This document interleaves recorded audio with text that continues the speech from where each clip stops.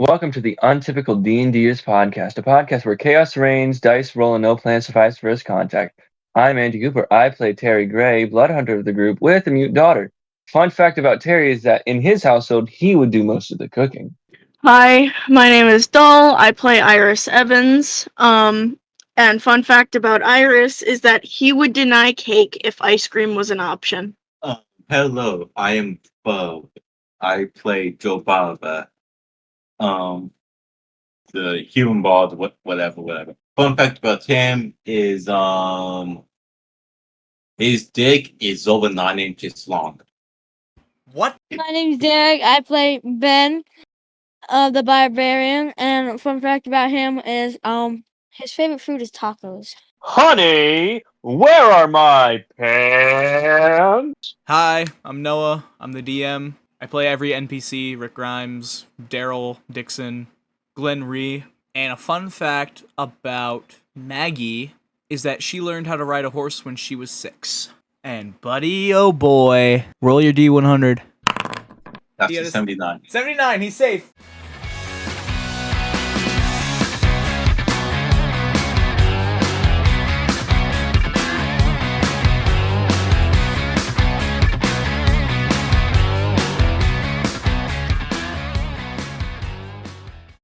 We start the episode with Glenn, and he's saying to Ben, Have you ever been walking down the street with your best bro, and while you're walking you accidentally touch hands? You think to yourself, that was weird, but I'm not gay. You are. You are gay. Said I'm gay.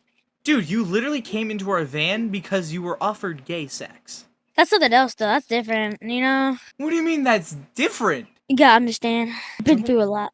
What have you been through for you to be convinced by gay sex? You don't wanna know, man. You don't wanna know. Alright. See, now I'm gonna, back away from you, because you are pretty big and I don't want to piss you off. I'm gonna go find some Lay's chips laying around. Some dipshit ate all the brown sugar Pop-Tarts. Now there's only blueberries left. Hey, you're Rick. Is there any cake up there? I don't think there's any cake up here, no. Oh, what about ice cream? There's no ice cream. So boring, so lame. We're in a prison, what do you expect? Good food? Have you ever been to prison before? Yes, multiple times. Actually, you know what, that makes sense. Foreign prison food is way better than American prison food. Even American school food. Nah, nothing Russian it ain't. That food is dog shit. Daryl walks by with a brown sugar Pop-Tart in his hand. Give it What do you mean? the Pop-Tart. No, I found this first. I'll trade you this blueberry one. I hate blueberry. Oh, Besides, this isn't for me. It's my friend. what friend? Thought you Your were mother. alone. What the heck? Have you know my mother is dead? Did we already do this spiel last episode? Yeah, I know she's dead, because this dick is deadly. Ah. No. No, dipshit, it's for Iris. They need to eat something. So if you excuse me, go find something else to eat. The mom's gonna walk to the kitchen. You're inside the kitchen. Where do you want to look? You want to look in the fridge? You want to look in one of the cabinets? The top cabinet. All the way to the left. You open the top cabinet all the way to the left. You find homemade popcorn, like the popcorn you microwave. Okay. The problem is there is no microwave. Is there at least an oven? Nope. He was gonna make us eat this raw? But also in the cabinet is a moldy cosmic brownie. Ew, those things was like from when you were 5. So Bob is just gonna take the popcorn, take out his lighter, and just start heating it up. What type of roll would that be? Roll intelligence. Tomato. Okay. But you got a 7? Yeah, no, that popcorn don't pop at all. Your Bob is gonna go to the counter, light a pack of weed on fire here, and then put the popcorn on it. Roll intelligence. 10. Okay, it's not the smartest and most efficient way. But after like Wait. 20 minutes, the kernels pop. One pops. One pop. One pops. Just one. No, Just one. I should be generous and be like, it's done after 20 minutes. Yeah. Jobaba's gonna keep it over there for like 3 more minutes because he's like his a little bond. And then he's just gonna eat it, and you can change over to another POV. Daryl walks over to Iris's cell, knocks on the bars to let him know that he's here, and lets himself inside. Iris is in the corner, just curled up in a ball under a blanket. Hey, bud. I got you something to eat. Iris just looks at him, says nothing. Come on. You gotta eat something. Iris glances down at the Pop-Tart, just looks down at it, and then looks down at himself, says nothing. Hey. Iris, look at me. I promise you. When that peace treaty's over, and it's time to go to war, the first thing I'm doing is killing that son of a bitch. Iris just looks at Daryl.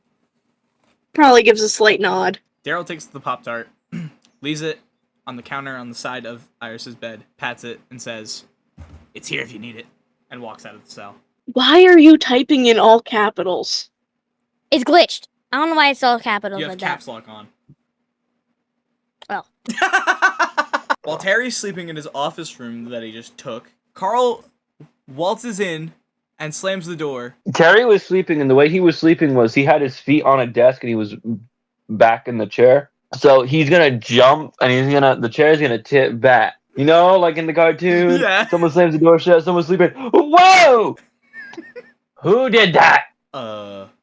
Meow? Ain't no cat in here. Who are you? He's not getting up. Terry's just on the ground because his head hurt. I'm your furry godmother. Do you want me to get up? No, it's me, it's Carl, All right, come over here. Carl walks over to Terry. Now, Terry still has his eyes shut. His head hurts, but he's gonna punch him in the gut. Why'd you do that? Because you woke me up. I'm just a kid, man. All right.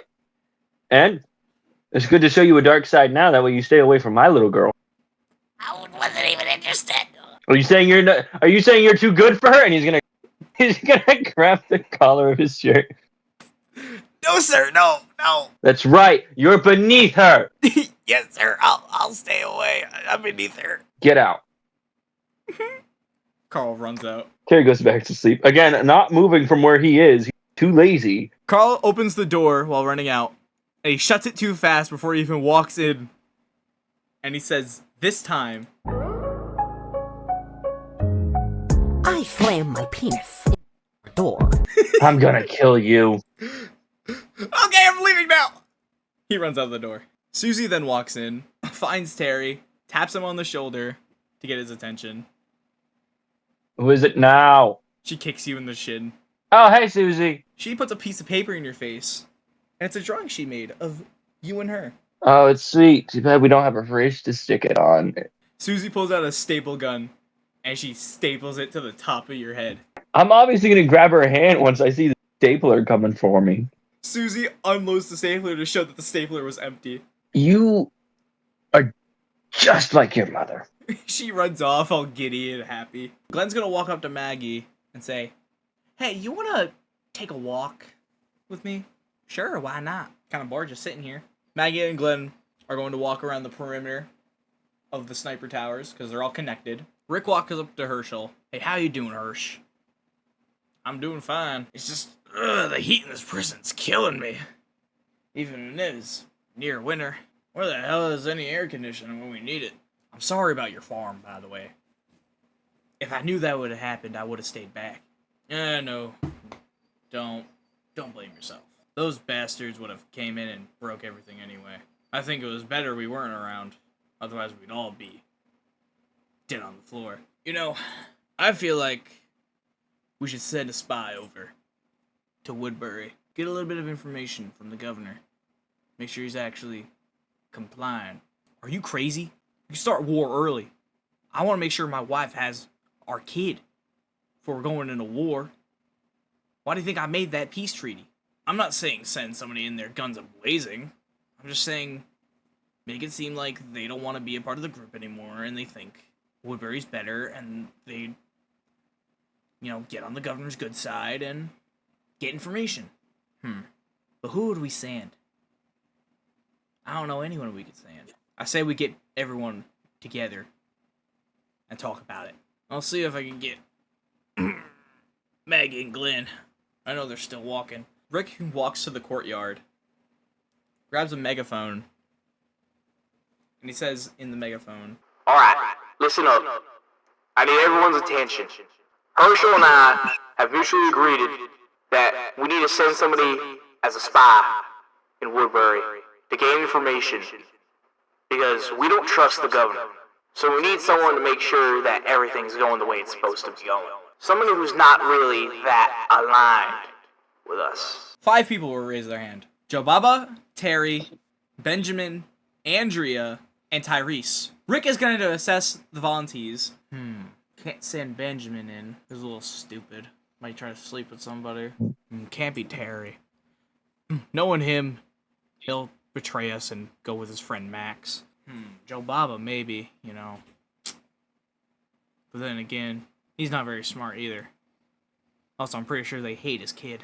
I haven't met this Tyrese. Don't really know what he's like. He could be useful. But then again, Andrew's really skilled. She took improv in college. What the hell. Alright, Andrea. You're the spy.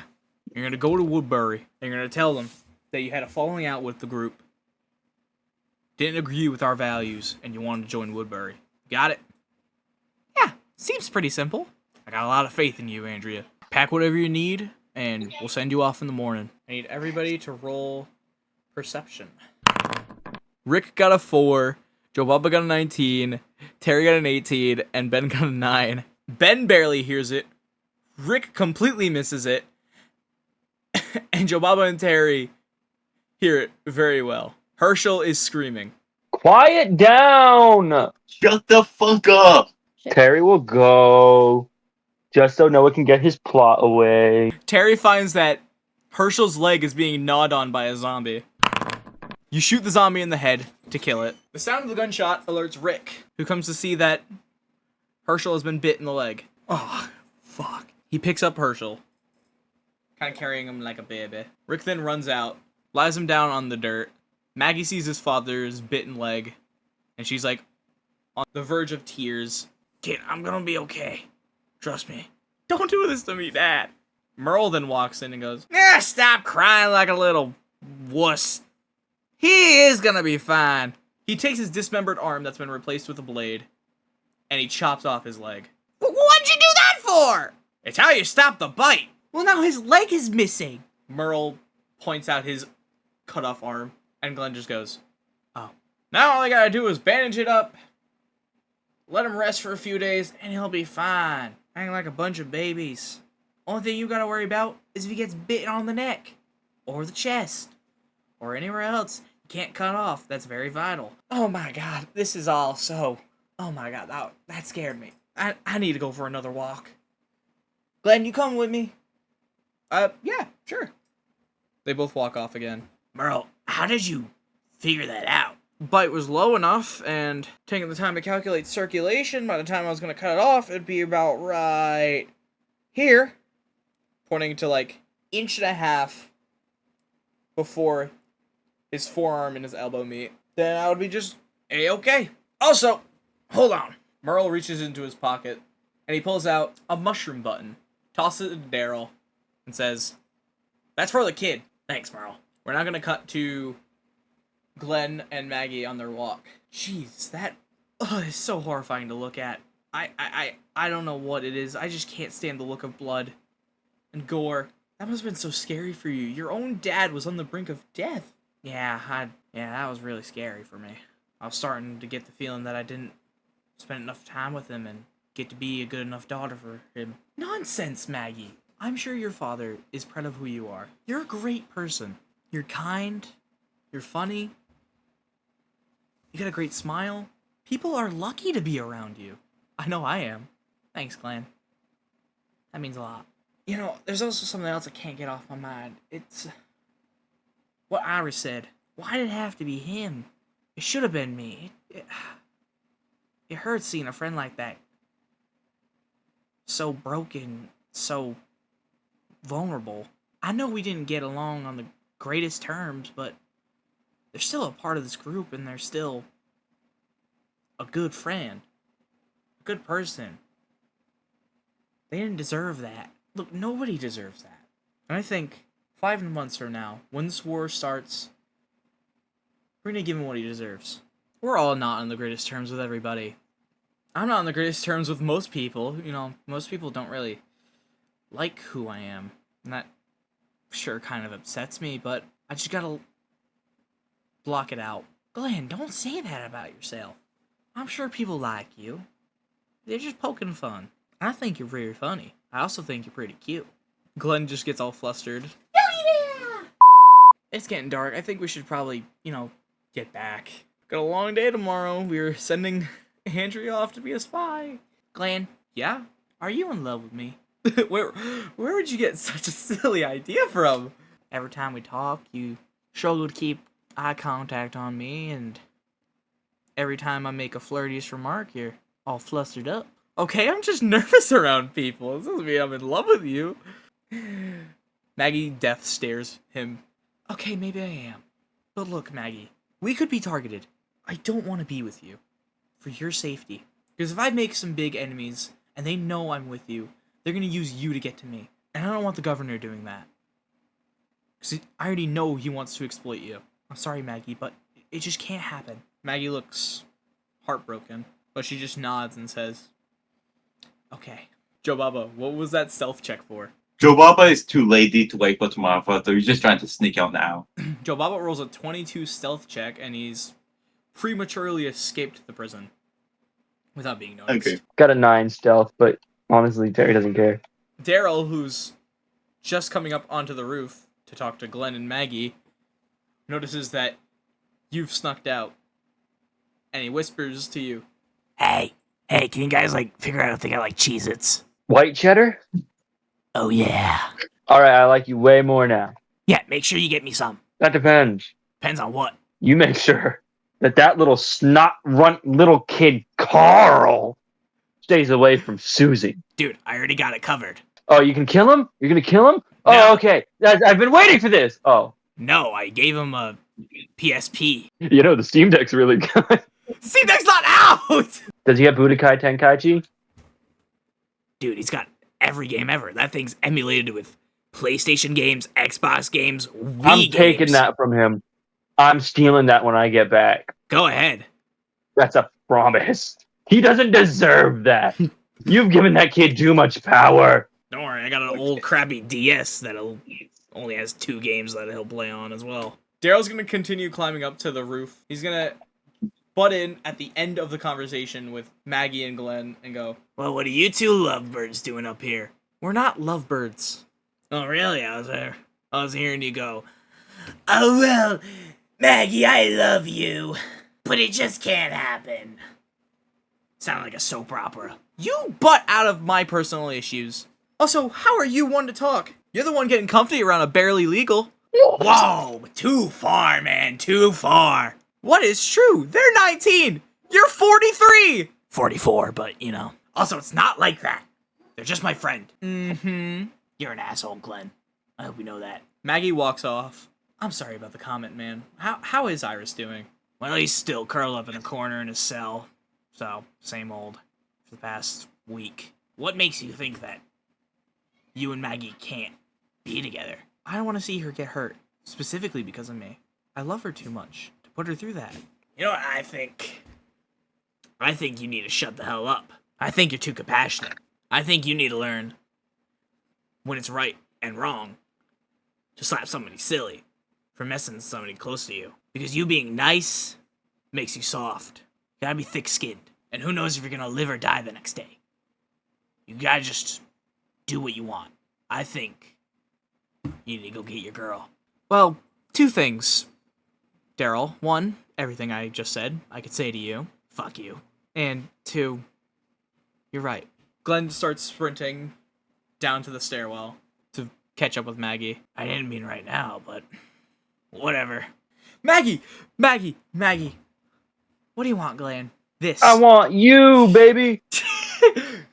You suck! This. Glenn grabs Maggie by the waist and pulls her in for a kiss. Maggie then says, you're really indecisive. It took you 5 minutes to change your mind? Yeah. Would you rather me not change my mind at all? No, I wouldn't. We now jump 5 months. Lori has went into labor, and she's being held in the infirmary. Hey, Lori. It's gonna be okay. Once we find a doctor, we're gonna have this baby, alright? Can any of you help my wife? 50-50. Hell you mean 50-50? I can help her. I finally found you guys! Hi! Marika, how are you gonna deliver Lori's baby? I got my doctorate's degree in medical. See? She pulls out her doctorate degree, which is very legit. Out of all the people I expected to have a doctorate in that, you were the last person I expected. Alrighty. I need everybody besides family to leave the room. Alright, Laura, I need you to tell me. On a scale from small soccer ball to big inflatable yoga ball, how big is the pain in your stomach feeling? I'd say like a... I don't know. What does this have to do with anything? You're very cranky and you're out of your mind. Alright, yoga ball. Okay, is there any reason why I shouldn't do a C-section at all? What? Wouldn't you not know if you need to do a C-section if the normal method doesn't work out?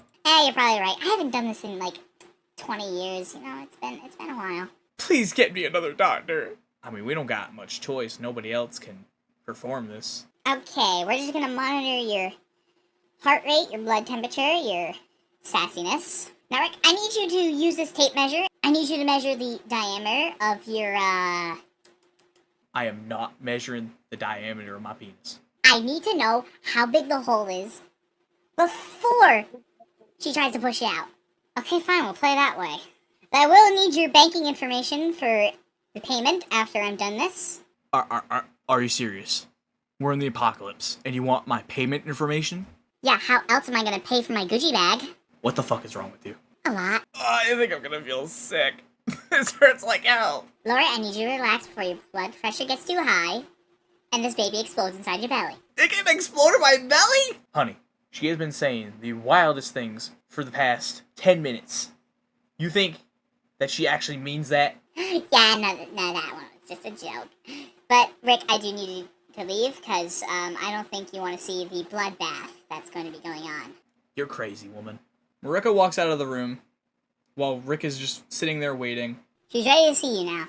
Rick walks in to see Lori is perfectly fine after giving birth. Well, not perfectly fine, but you know what I mean. And a little baby girl is in her hands. My god. She's beautiful. She is. What do you want to name her? How about Judith? I like that name. Rick and Lori give each other a kiss on the lips. Just a quick peck. Daryl goes to Iris's cell, knocks on the bars again before letting himself in, and says, Hey, Lori just gave birth if you want to see the baby. I'll think about it. Thanks for letting me know. You doing alright? I could be better. We're going into war tomorrow. Iris just looks up at Daryl. He looks scared. Let me tell you something about the spy, or I should say, spies. I don't know if you noticed, Terry and Jababa have been gone for the same amount of time Andrea's been gone. They're not just there to spy. They're gonna try and capture the governor. I passed them a note the night they stuck out, telling them to bring the governor back. They'll be coming back tomorrow, with him alive. Why would you do that? I wanted to beat him up myself. Give him what he deserves. I don't want to see him, Daryl. You're gonna see him suffer. He's not scared of Daryl in a disturbed way. He's just disturbed that he's gonna have to see the governor again. Daryl sits beside Iris and gives him a hug. Iris flinches at first, but leans into it. I got your back, kiddo. I always will.